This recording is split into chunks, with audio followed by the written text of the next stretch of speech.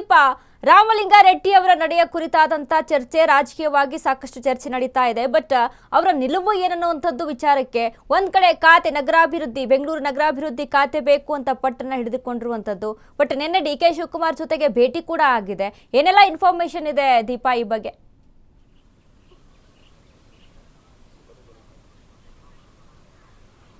ವನಿತಾ, ರಾಮಲಿಂಗಾರೆಡ್ಡಿ ಅವರು ಯಾವುದೇ ಕಾರಣಕ್ಕೂ ಕೂಡ ಖಾತೆ ಬದಲಾವಣೆ ಆಗದೆ ನಾನು ಇಲ್ಲಿ ಉಳಿಯೋದಿಲ್ಲ ಮಂತ್ರಿ ಸ್ಥಾನದಲ್ಲಿ ಅನ್ನುವಂತಹದ್ದನ್ನು ಸ್ಪಷ್ಟವಾಗಿ ಹೇಳಿದ್ದಾರೆ. ಅದಾದ ಬಳಿಕ ನಾಯಕರುಗಳ ಭೇಟಿ ಆಯಿತು. ನಿನ್ನೆ ರಾತ್ರಿಯೂ ಕೂಡ ಡಿ.ಕೆ. ಶಿವಕುಮಾರ್ ಭೇಟಿ ಮಾಡಿದ್ರು, ಒಂದಿಷ್ಟು ಸಮಾಧಾನ ಪಡಿಸುವಂತಹ ಕೆಲಸವನ್ನು ಮಾಡಿದ್ರು, ಎಲ್ಲವೂ ಕೂಡ ಆಯಿತು. ಅದಾದರೂ ಕೂಡ ಅವರು ಯಾವುದೇ ಕಾರಣಕ್ಕೆ ಬಗ್ಗುವಂತೆ ಕಾಣಿಸ್ತಿಲ್ಲ. ಯಾಕಂದರೆ ಹೈಕಮಾಂಡ್ ನಾಯಕರುಗಳು ತೀರ್ಮಾನ ಮಾಡಿರುವಂಥದ್ದು ಸ್ಥಳೀಯ ನಾಯಕರ ಒಪ್ಪಿಗೆ ಇಲ್ಲದೆ ಮಾಡಿರುವಂತಹದ್ದು ಅನ್ನೋದು ಒಂದು ವಿಚಾರ. ಮತ್ತೊಂದು ಕಡೆ ಖಾತೆ ಬದಲಾವಣೆ ಅನ್ನುವಂತಹದ್ದು ಬೆಂಗಳೂರು ನಗರದ ಒಂದಿಷ್ಟು ಹಿಡಿತ ಹೋಗುತ್ತೆ. ಯಾಕಂದರೆ ಜಿಬಿಎ ಚುನಾವಣೆ ಬಂದರೆ ಅದು ಜಿಬಿಎ ಚುನಾವಣೆಯ ಹಿಡಿತ, ಅಧಿಕಾರ ಎಲ್ಲವೂ ಕೂಡ ಕೈತಪ್ಪುತ್ತೆ ಅನ್ನುವಂಥ ನಿಟ್ಟಿನಲ್ಲಿಯೇ ಈ ರೀತಿಯಾದಂತಹ ಒಂದಿಷ್ಟು ಪಟ್ಟನ್ನು ರಾಮಲಿಂಗಾರೆಡ್ಡಿ ಹಿಡಿದಿದ್ದಾರೆ ಅನ್ನುವಂಥ ಮಾಹಿತಿ ಕೂಡ ಇರುವಂಥದ್ದು. ಅದು ಎಷ್ಟರ ಮಟ್ಟಿಗೆ ಅನ್ನುವಂಥದ್ದನ್ನು ಅವರೇ ಸ್ಪಷ್ಟಪಡಿಸಬೇಕು.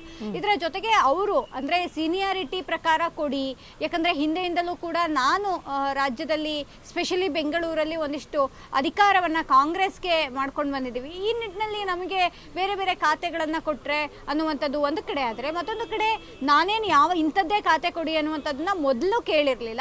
ಖುದ್ದು ಡಿ.ಕೆ. ಶಿವಕುಮಾರ್ ಅವರೇ ಕರೆದು ಇಲ್ಲ ನನ್ನ ಖಾತೆಯನ್ನು ನೀವು ವಹಿಸ್ಕೋಬೇಕು ಅಥವಾ ನಿಮಗೆ ಕೊಡ್ತೇವೆ ಅನ್ನುವಂಥ ನಿಟ್ಟಿನಲ್ಲೂ ಕೂಡ ಒಂದಿಷ್ಟು ಮಾತುಗಳನ್ನು ಹೇಳಿದರು. ಹಾಗಾಗಿ ನಾನೀಗ ಪಟ್ಟಿಡಿದಿದ್ದೇನೆ ಅನ್ನುವಂತಹದ್ದು ಕೂಡ ಅವರ ವಾದವಾಗಿದೆ. ಹಾಗಾಗಿ ಎಲ್ಲವೂ ಕೂಡ ಇವತ್ತೇ ನಿರ್ಧಾರ ಆಗಬೇಕು.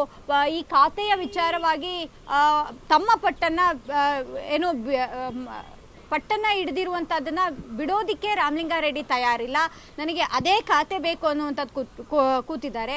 ಕೊಟ್ಟರೆ ಆ ಖಾತೆ ಕೊಡಿ, ಇಲ್ಲ ನಾನು ಶಾಸಕನಾಗಿಯೇ ಮುಂದುವರಿತೇನೆ ಅನ್ನುವಂತಹದ್ದು ಕೂಡ ಹೇಳಿದ್ದಾರೆ. ಇದರ ಜೊತೆಗೆ ಬೆಳಗ್ಗೆಯೂ ಕೂಡ ಅವರ ಒಂದು ಹೇಳಿಕೆ ಎಲ್ಲವೂ ಕೂಡ ಬಗೆಹರಿಯುತ್ತೆ ಅನ್ನುವಂತಹದನ್ನು ಹೇಳಿರೋದ್ರಿಂದ ಎಕ್ಸ್ಟ್ರಾ ಖಾತೆಗಳನ್ನೇನಾದರೂ ಕೊಡ್ತಾರಾ ಅಥವಾ ಇರೋ ಖಾತೆಯನ್ನೇ ಮುಂದುವರಿಸ್ಕೊಂಡು ಹೋದರೆ ಮುಂದೆ ಅನುಕೂಲ ಅನ್ನುವಂಥ ನಿಟ್ಟಿನಲ್ಲಿ ಏನಾದರೂ ಮಾತುಕತೆ ಮಾಡಿದ್ದಾರಾ, ಉಳಿದಂತೆ ಹೆಚ್ಚುವರಿ ಖಾತೆಗಳನ್ನೇನಾದರೂ ಕೊಡ್ತಾರಾ ಅನ್ನುವಂಥದ್ದನ್ನು ಕೂಡ ಕಾದು ನೋಡಬೇಕಾಗುತ್ತೆ. ವನಿತಾ, ಥ್ಯಾಂಕ್ ಯು ದೀಪಾ ನಿಮ್ಮೆಲ್ಲ ಅಪ್ಡೇಟ್ಸ್ಗೆ.